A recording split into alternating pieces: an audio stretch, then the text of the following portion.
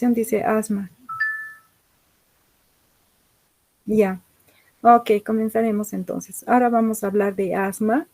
Vamos a hablar de asma en pediatría principalmente. Asma es un tema bastante interesante, es bastante largo.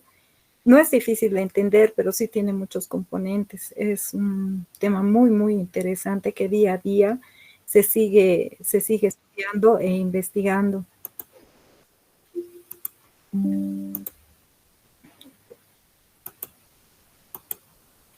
Cuando hablamos de asma, tenemos que decir que es una enfermedad inflamatoria crónica de las vías respiratorias que da lugar a una obstrucción episódica del flujo de aire, caracterizada por episodios periódicos de tos, disnea y sibilancias, con hiperreactividad bronquial y grados variables de inflamación y remodelación de la vía aérea.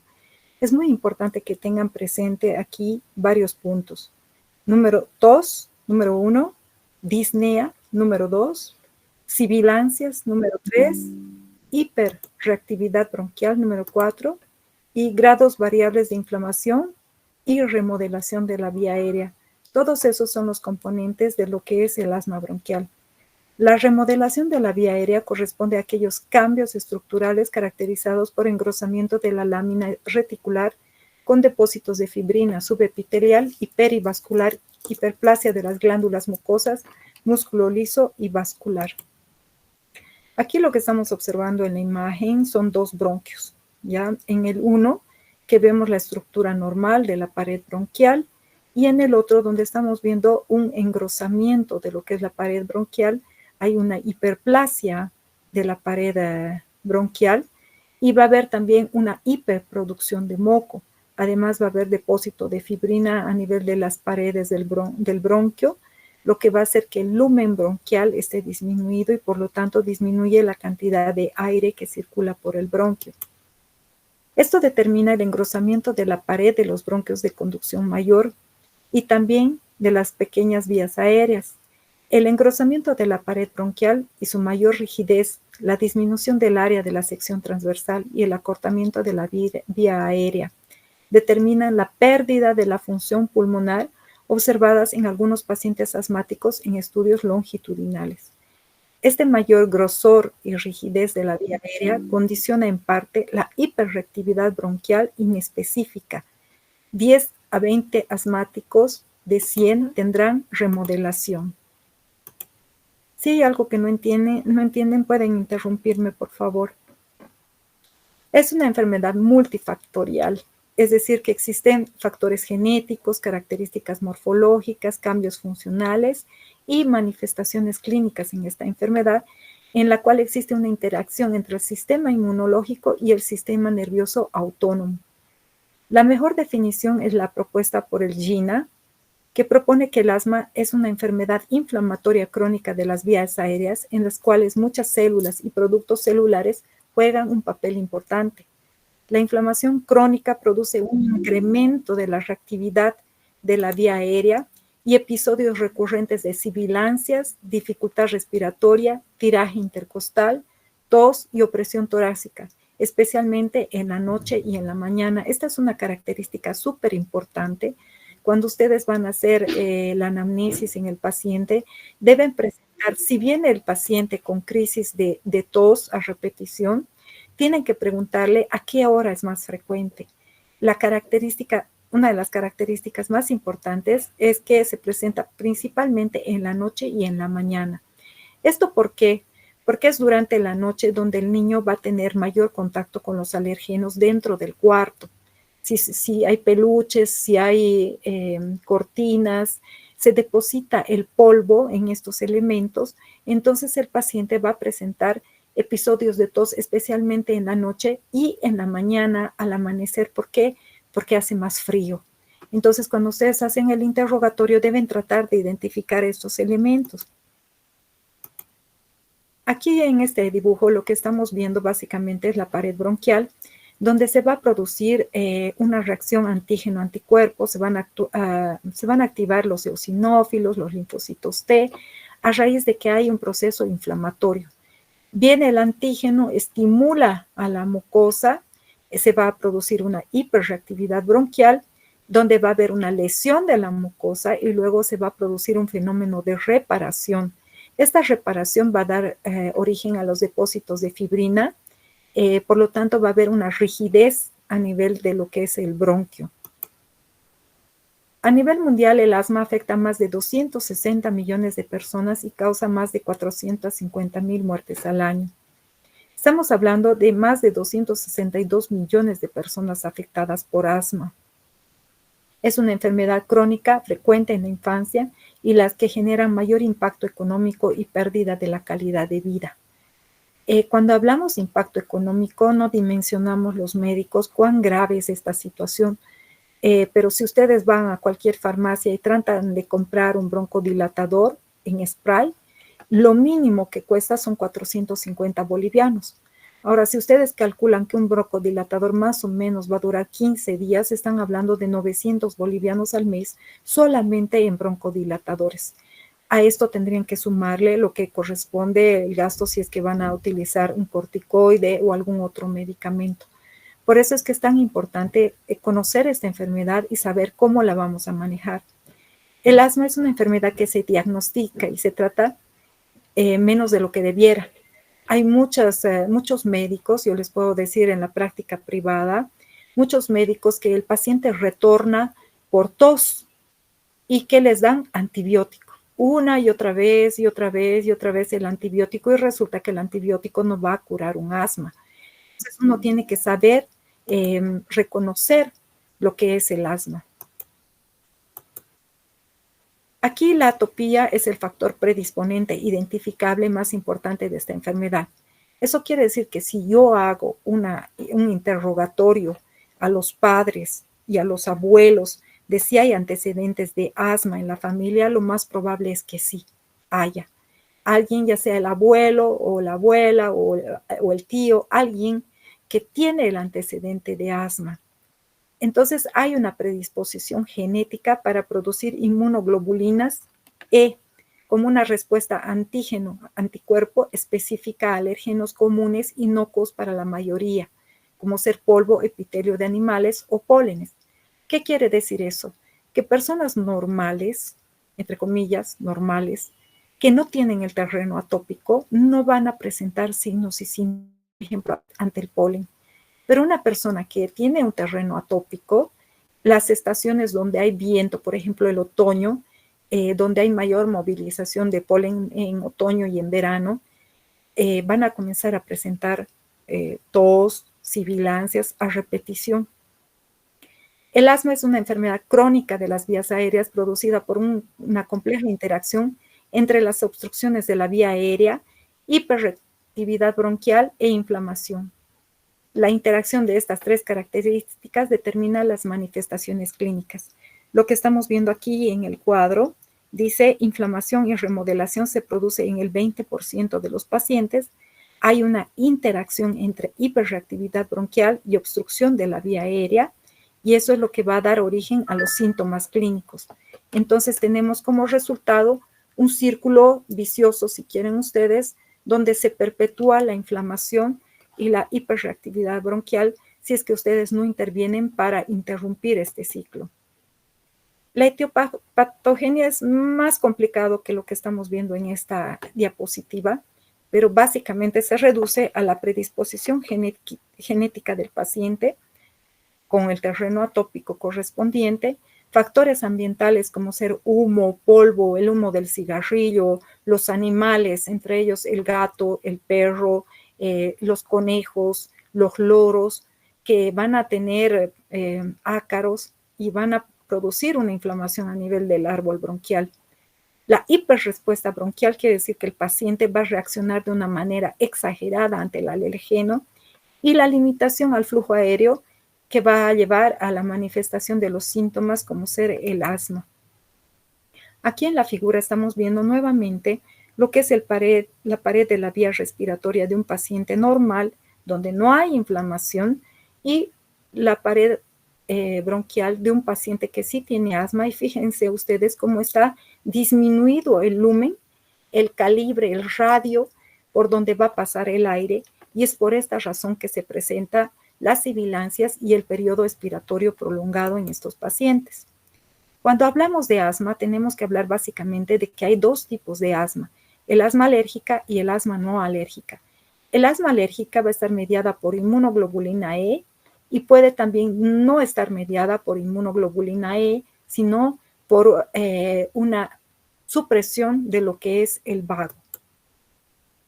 Los componentes básicos para hablar de asma tendríamos que hablar de limitación del flujo aéreo, hiperreactividad bronquial con broncoespasmo, edema de la pared bronquial, hipersecreción de moco con formación de tapones de moco, inflamación y remodelación. Ojo que el tema de la hipersecreción de moco y formación de tapones de moco en niños puede ser muy grave, porque el árbol bronquial en los niños es muy pequeño. Si se imaginan el tamaño del pulmón de un bebé, de un lactante, estamos hablando más o menos de unos 10 a 15 centímetros de longitud. Imagínense de qué tamaño son los conductos por donde va a fluir el aire. Y el gran problema es que existe edema, existe mayor cantidad de moco, por lo tanto hay una limitación al flujo aéreo y va a haber una disminución del intercambio de oxígeno, dióxido de carbono. Entonces, cuando estamos hablando de ambiente, estamos hablando de que predisponen los alergenos, las infecciones. Por ejemplo, una infección respiratoria puede desencadenar una crisis asmática, las bacterias y contaminantes. El estrés también es un factor predisponente para las crisis asmáticas. Por el otro lado, el riesgo biológico y genético, la atopía, el carácter inmunológico del paciente, el hecho del tamaño del pulmón, si puede utilizar sus músculos accesorios o no, todo eso entra en juego en una crisis asmática. Genéticamente se ha ligado al asma más de 100 locus genéticos, aunque pocos se han ligado de forma reproducible al asma en diferentes cortes estudiados. Hay genes proinflamatorios y genes proalérgicos. Cuando hablamos de reparación aberrante dentro de las vías respiratorias, estamos hablando de inflamación persistente, hiperreactividad bronquial, reestructuración, crecimiento y diferenciación de la vía respiratoria. Lo que no tienen que olvidar ustedes es que cuando un bebé nace, no tiene el árbol bronquial completamente formado. Está en proceso de formación. Una vez que nace el niño, todavía siguen dividiéndose los bronquios para formar más bronquios y más bronquiolos. El problema es que cuando tenemos una crisis asmática y hay un proceso inflamatorio, hay una disminución del aporte de oxígeno al paciente por la limitación en el lumen de estas vías aéreas. Aquí entran entonces en la inflamación bronquial, estamos hablando básicamente de la participación de los linfocitos T como coordinadores del proceso inflamatorio, se activan en respuesta a la estimulación antigénica o tras una infección respiratoria, la participación de los macrófagos que actúan como células presentadoras de antígeno y productoras de interleuquina 1, los mastocitos que vienen a formar parte de lo que es la cascada de inflamación, básicamente cuando es activada por un proceso alérgico, son las únicas células capaces de reaccionar con los alergenos a través de receptores de alta afinidad para la inmunoglobulina E, y los eosinófilos que también actúan en la segunda fase de la reacción alérgica inflamatoria. ¿Cuáles son los mecanismos fisiopatológicos? Cuando hablamos de obstrucción bronquial, estamos hablando de una contracción anómala del músculo liso bronquial, producida como consecuencia de la liberación de mediadores por las células inflamatorias, histamina, prostaglandinas, leucotrienos, de neuropéptidos a partir de los nervios aferentes locales y de la acetilcolina a través de los nervios eferentes postganglionares. Hay un engrosamiento de la pared bronquial, como les mostré en las imágenes anteriores, secundaria al edema e infiltración celular, y hay una ocupación de la luz bronquial por la presencia de moco y restos de la descamación de la mucosa dañada por la acción de las células activadas y sus mediadores. Ahora, ¿cuál es el problema de la ocupación de la luz bronquial? Se van a producir atelectasias en el paciente porque se van a producir tapones de moco que van a obstruir la luz bronquial. Y aquí estamos viendo en la imagen una vía respiratoria normal, donde tenemos un músculo liso relajado, y luego en la otra imagen donde tenemos un músculo liso contraído. Hay un broncoespasmo. Por eso es que uno de los medicamentos que se utiliza son los beta bloqueadores, precisamente para inhibir la contracción del músculo liso. Por el otro lado, estamos viendo en estos dos la pared inflamada engrosada y estamos viendo la vía respiratoria con un proceso asmático acá. Y en la última imagen vemos la vía respiratoria durante un ataque asmático, que es mucho peor, hay mayor contracción del músculo liso y además hay presencia de moco en la vía aérea. Cuando hablamos de hiperrespuesta bronquial, estamos hablando de una respuesta exagerada del árbol bronquial frente a diversos estímulos. En la práctica clínica, la forma de medir la hiperrespuesta bronquial es mediante la realización de pruebas de provocación con agentes directos como ser la metacolina, la histamina o el carbacol, que estimulan directamente la vía aérea, o utilizando otros agentes indirectos como ser el aire frío. Aquí hagamos una pausa. Cuando indicamos a un paciente que haga nebulizaciones, estamos introduciendo aire con una nébula fría. Si no lleva un broncodilatador esta nébula que estamos introduciendo en el paciente, podemos inducir una broncoconstricción en el paciente porque ese aire inspirado está frío. El ejercicio físico es otro proceso que puede producir una hiperrespuesta bronquial y una crisis asmática. Y el suero salino hipertónico o la adenosina. Siempre utilizar las nebulizaciones con un broncodilatador, nunca solo la solución fisiológica. Aquí les puse esta tabla que les ayuda un poco a identificar cuáles son los métodos de estudio de la hiperrespuesta bronquial. Tenemos los estímulos directos y los indirectos. En los directos, donde actúa sobre el músculo liso bronquial, produciendo broncoconstricción, y ahí tenemos la histamina, la metacolina, el carbacol, las prostaglandinas y los leucotrienos. Los estímulos indirectos a través de las células inflamatorias y mediante mediadores que van a actuar sobre el músculo liso bronquial causando broncoconstricción sería el ejercicio, las soluciones hipertónicas y la hiperventilación isocápnica. El ejercicio que hace que se produzca adenosina, las soluciones hipertónicas mediante el acetaldehído y la hiperventilación isocápnica mediante el metabisulfito. La hipersecreción de moco es muy importante. Hagamos otra pausa aquí. La mayoría de los medicamentos que utilizan en niños menores de 2 años, los médicos en general, los médicos generales y muchos de mis colegas, es el Ambroxol, vendría a ser el Ambroxol, que lo que va a producir es una hipersecreción de moco, y nos engaña el medicamento porque aumenta la cantidad de moco que se produce a nivel de los bronquios. Los cilios resultan ineficaces para poder drenar esa sobreproducción de moco. Pero además tenemos el tema de que de por sí el asma va a causar una hipersecreción de moco.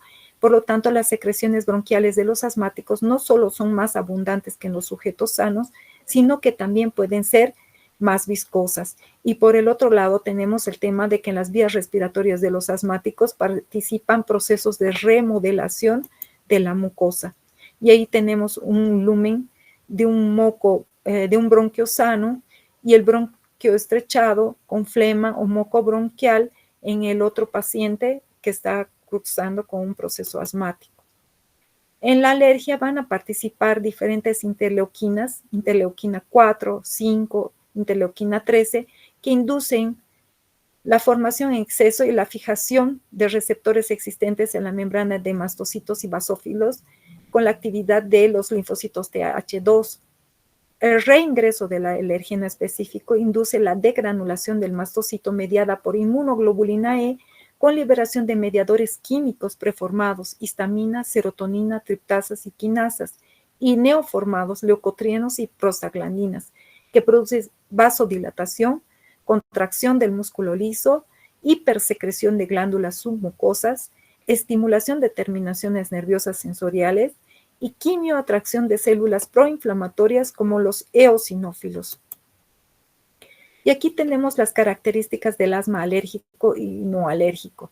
Estas son el asma no alérgico y el asma alérgico. Fíjense que el asma alérgico es más frecuente en la infancia, con una gravedad variable.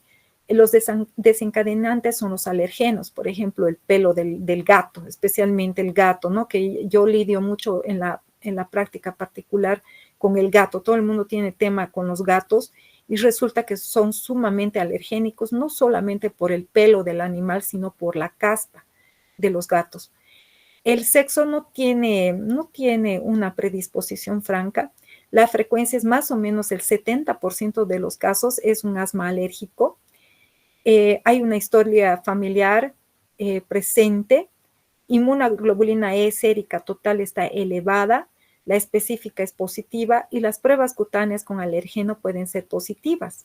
Ahora, no solamente como alergenos tenemos las vías, o sea, no solamente los alergenos que están introduciéndose en nuestro organismo mediante la vía respiratoria van a funcionar como alergenos. También tenemos que pensar en las intolerancias alimentarias. Por ejemplo, la leche. La leche de vaca tiene 5 componentes que pueden desarrollar una respuesta inmunológica de tipo alérgico en el niño. El asma no alérgico se presenta más frecuente en la adultez, la gravedad es severa, los desencadenantes pueden ser virus, irritantes, el sexo predominante femenino, la frecuencia más o menos el 30%. Generalmente no hay una historia personal de alergias. Las inmunoglobulinas pueden ser normales o negativas. Las pruebas cutáneas pueden ser negativas y la inmunoterapia con alergenos no da resultado. Entonces, cuando hablamos de asma infantil, tenemos que hablar de los tipos de asma infantil. Una de las características más importantes que yo les había dicho, perdón, son las sibilancias recidivantes al principio de la infancia, desencadenadas sobre todo por infecciones víricas frecuentes de la vía respiratoria que habitualmente se resuelven durante los años preescolares o primeros años escolares. ¿Qué pasa? Si ustedes hacen una anamnesis en el paciente, van a encontrar que son pacientes que van a presentar cuadros respiratorios a repetición y generalmente vienen acompañados de sibilancias. Inicialmente se les da el diagnóstico de síndrome bronquial obstructivo recidivante, SBOR, pero si ustedes ven que esto persiste en el tiempo y son más de 3 o 4 episodios al mes, tienen que pensar en asma. El asma crónico asociada a la alergia que persiste en fases posteriores de la infancia y a menudo en la vida adulta.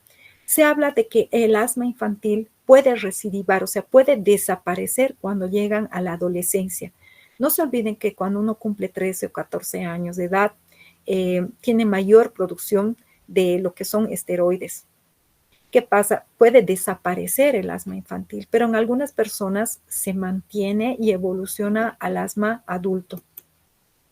La clasificación, aquí está lo que les decía. Cuando hablamos de asma episódico, asma leve, asma moderado o asma severo.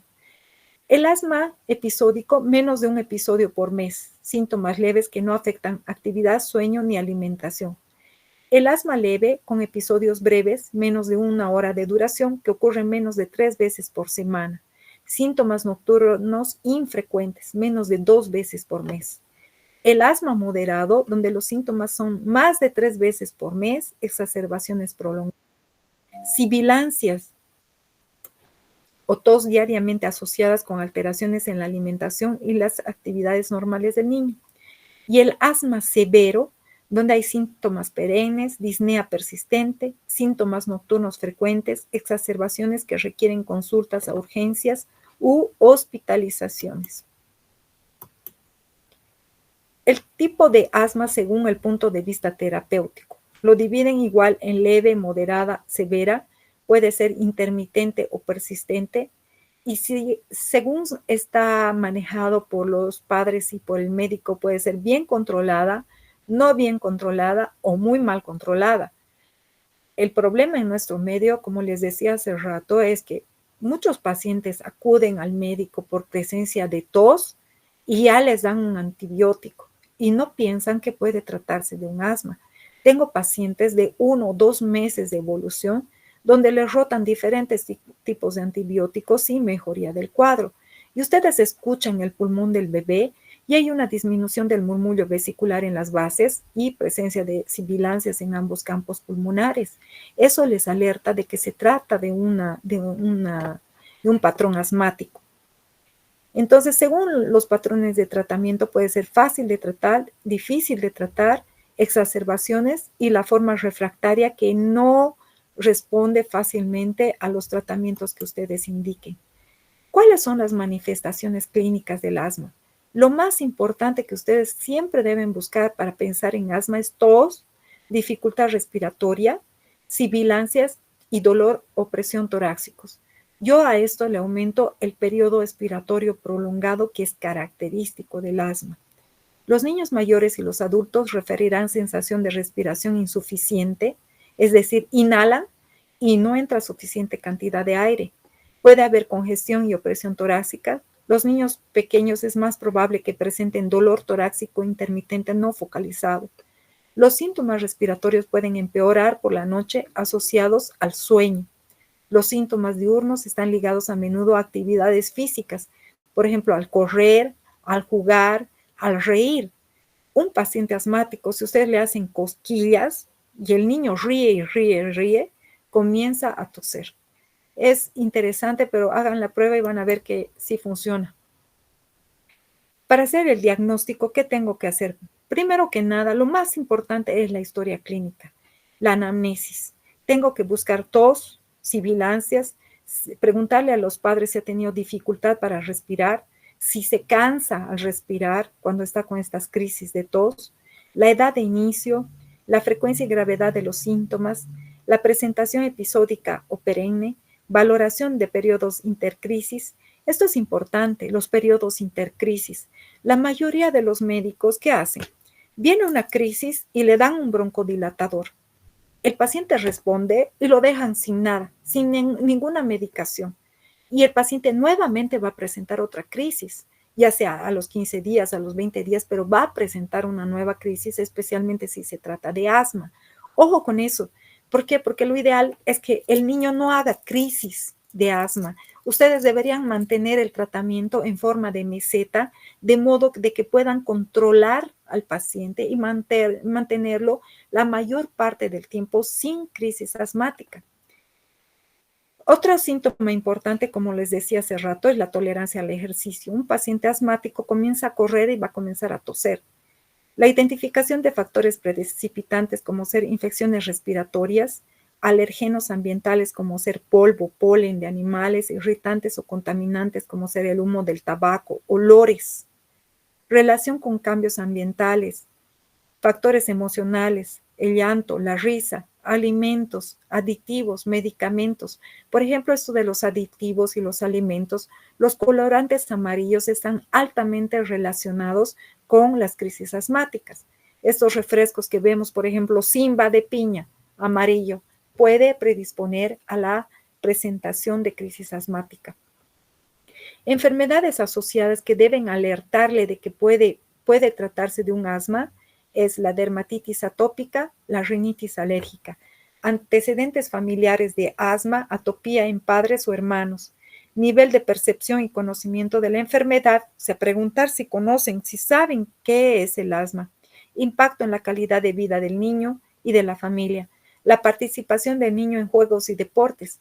Muchas veces estos niños se ven limitados a poder participar, ya sea en deporte, correr como sus amigos, tienen que ausentarse frecuentemente a la escuela porque presentan estas crisis asmáticas a repetición y en adultos, obvio, pérdida de horas de trabajo y un alto costo económico para el manejo de esta enfermedad.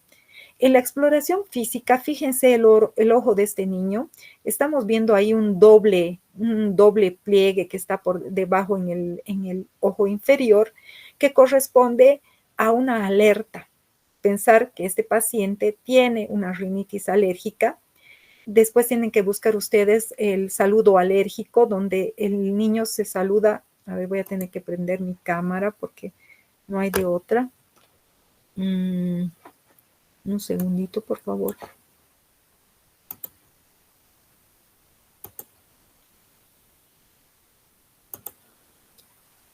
No sé si me están viendo. Hola. Ya. Bueno, la característica importante de la rinitis alérgica es el pliegue aquí debajo de los ojos, que hace pensar que el niño está como cansado.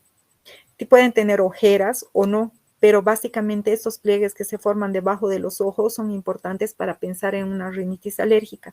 Otra cosa importante es lo que se llama el saludo alérgico, este movimiento, que el niño hace todo el tiempo esto, ¿no? A eso se llama el saludo alérgico. Y eso tiene que alertarles de que se trata de un paciente que tiene ya sea rinitis alérgica. Todo rinítico alérgico tiene predisposición para desarrollar asma.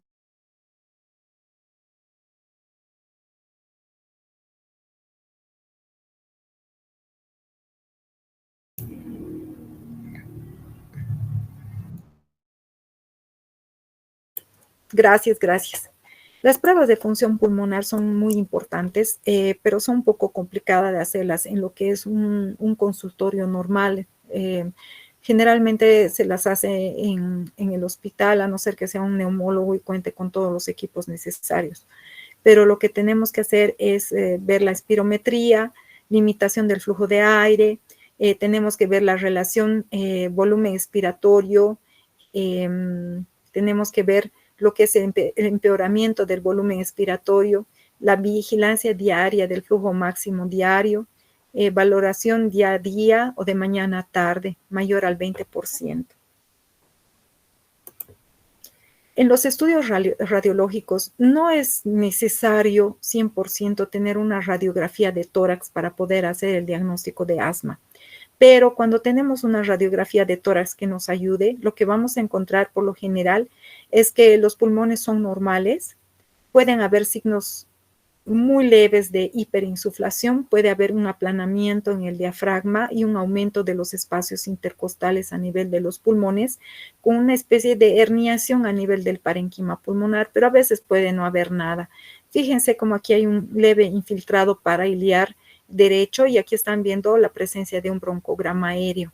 Varias veces he visto este tipo de imágenes en pacientes asmáticos, ¿no? Pero por lo general el médico radiólogo les reporta como imagen normal. Cuando tenemos que hacer el diagnóstico diferencial de lo que de lo que es el asma, tenemos, fíjense, un chorro de enfermedades.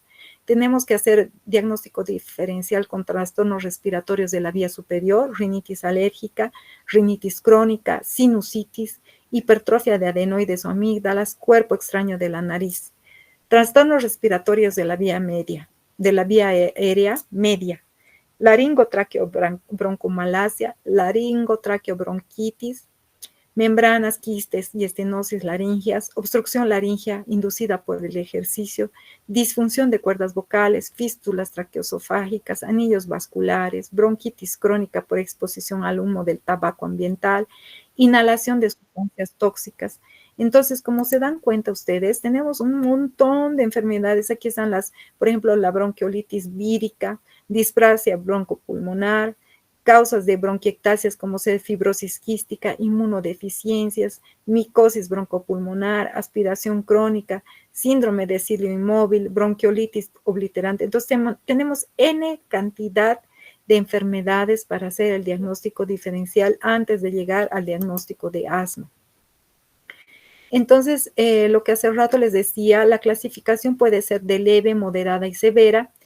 De leve cuando hablamos de signos y síntomas de asma, pero con escaso o nulo trabajo respiratorio. Moderada cuando hay marcado trabajo respiratorio, pero sin afectación importante del aspecto general del paciente y del comportamiento del paciente. Y una crisis grave cuando ya hay un marcado trabajo respiratorio que altera el aspecto y el comportamiento del paciente.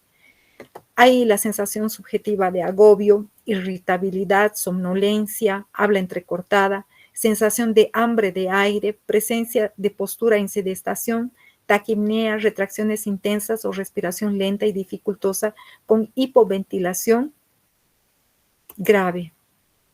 Les traje estos dos cuadritos para que sepan que existen scores pulmonares para hacer el diagnóstico para ver la gravedad del paciente. En este score pulmonar solamente se utilizan la puntuación, la frecuencia respiratoria según la edad en años, la presencia o no de sibilancias y si es presente, si se escucha con estetoscopio o sin estetoscopio, y el uso de músculo esternocleidomastoideo. Este otro score donde se ve ya la valoración global de la gravedad de la crisis, integrando el pulmonary score y la saturación de oxígeno por oximetría de pulso. Y aquí estamos viendo que lo clasifican en leve, moderada y severa. Ustedes hacen la clasificación con este score, lo clasifican como leve, moderado, severo, y a eso le suman, si la saturación de oxígeno es mayor a 94%, es leve. Es moderado del 91 a 94% y es grave si satura menos a 91%. Y aquí tenemos cómo hacer la puntuación para los scores.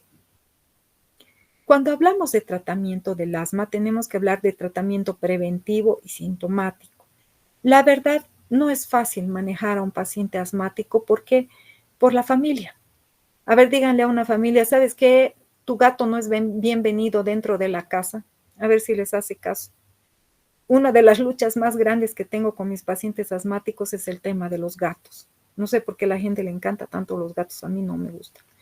Pero básicamente hay que cambiar el entorno familiar del paciente asmático, hay que educar a la familia. Chao alfombra, chao cortinas, chao peluchitos, no deberían haber colchas que retienen polvo, es mejor los edredones que tienen fibra sintética. Entonces, es un tratamiento preventivo donde tenemos que educar a los papás, no deben haber sustancias irritantes. Eso es complicado, por ejemplo, en las madres que cocinan a leña. Los niños están cerca de los fogones de leña, entonces están todo el tiempo inhalando ese humo. Ahora, el otro gran problema que tenemos en Cochabamba son las ladrilleras. La zona sur hay ladrilleras que despiden humo de manera constante. El parque automotor es otro gran problema. Imagínense esos pulmoncitos rosaditos, bonitos, que nacen lindos en los bebés y se van llenando de humo gracias a nuestros queridos conductores de auto que no hacen mantenimiento a sus escapes. Entonces tenemos el tratamiento preventivo y el tratamiento sintomático. Primario, el control ambiental, lo que les decía, evitar cambios de temperatura, el frío empeora el asma, favorecer la respiración nasal. Los niños generalmente respiran por la nariz, no por la boca. Calentamiento previo al ejercicio, evitar contaminantes, no usar drogas sin indicación médica, no usar ácido acetil salicílico, antiinflamatorios no esteroideos, ni beta bloqueadores. Control inmunológico. Es importante la vacunación a los grupos susceptibles o a los grupos de riesgo, y los asmáticos son un grupo de riesgo. Deberíamos evitar que estos niños se enfermen una y otra vez. Entonces es importante la vacunación contra la influenza y contra la neumonía. Es importante la alimentación con el pecho hasta los 6 meses de edad. La leche de fórmula viene a ser un factor predisponente, si quieren, en pacientes atópicos para que desarrollen asma. No introducir alimentos sensibilizantes tempranamente. Y ahí venimos a bregar de nuevo con las mamás. Señora, no le dé por favor de comer a su bebé hasta los 6 meses. No, pero es que se ha antojado y le dan cualquier cosa. Entre ellos el huevo es muy importante, sumamente alergénico. En las infecciones tenemos que evitar el virus sincitial respiratorio, la bronquiolitis, sarampión, tosferina y adenovirus.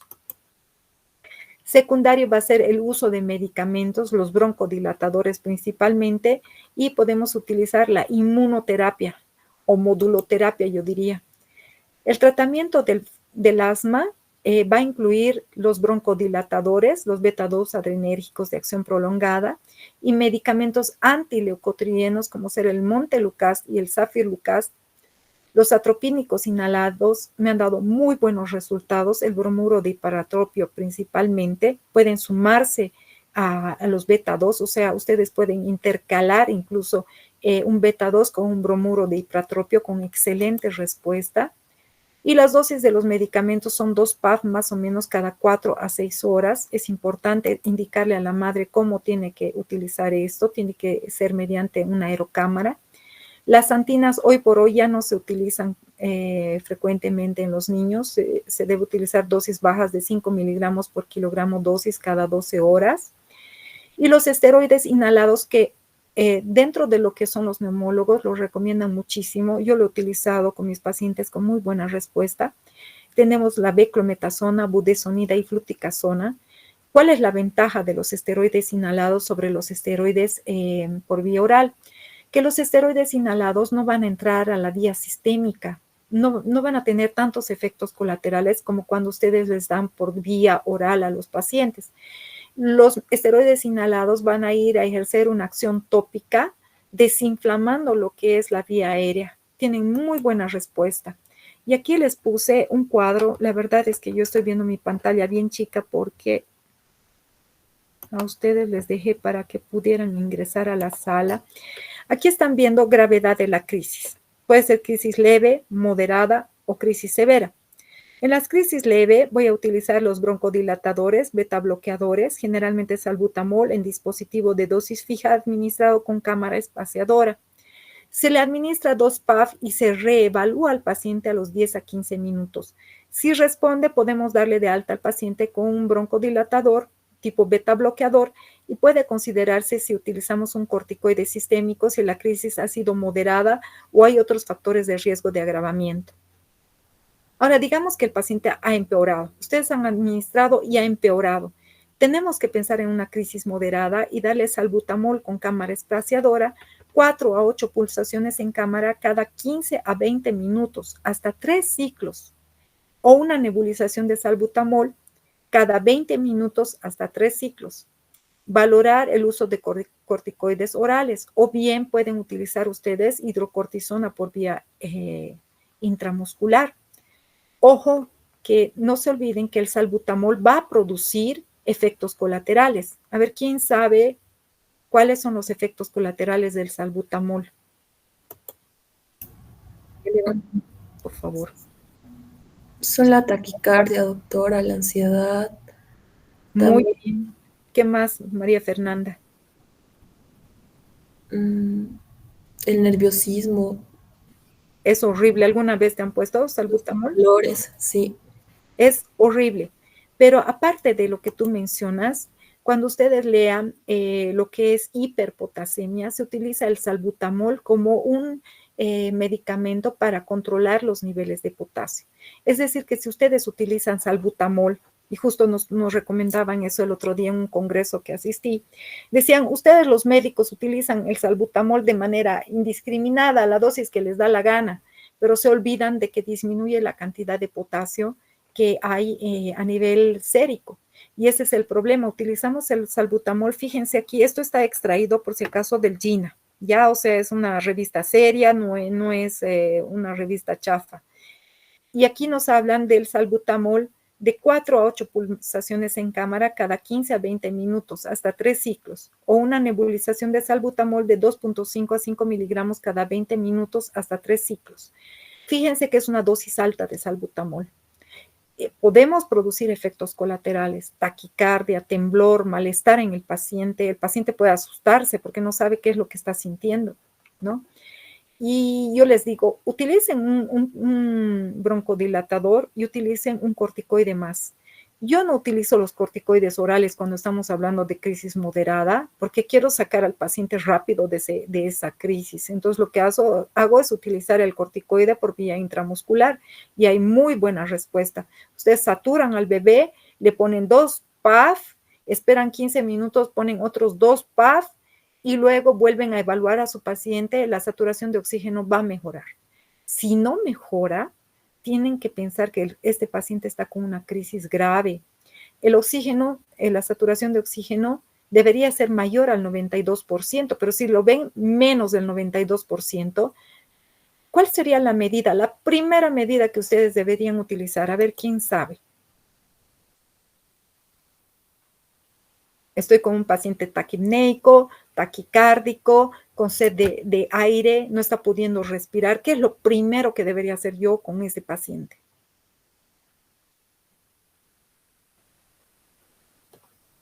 ¡Yujú! ¿Hay alguien ahí? Bueno, ya yo les voy a soplar. suspender la vía oral.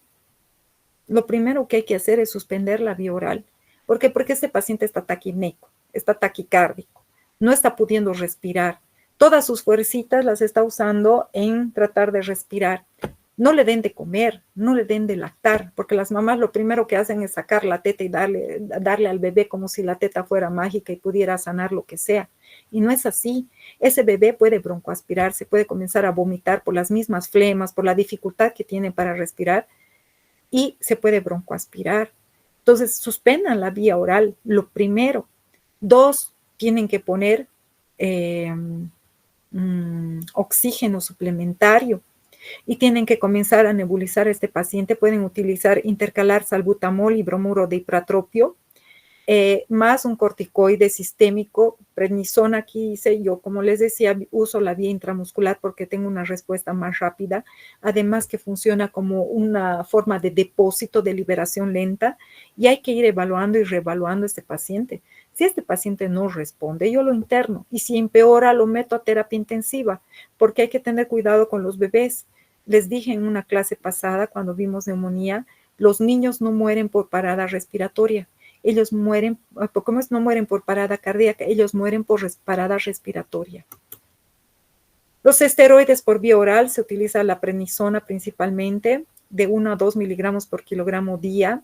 Los atropínicos inhalados, el bromuro de ipratropio tiene muy buena respuesta. Dosis media 20 microgramos por disparo, dosis es de 2 disparos cada 4 a 6 horas. Bueno, y tienen la bibliografía, yo debería haber puesto más porque la verdad se ha revisado de más lugares para poder hacer este tema. No sé si tienen alguna pregunta, algo que no les haya quedado claro.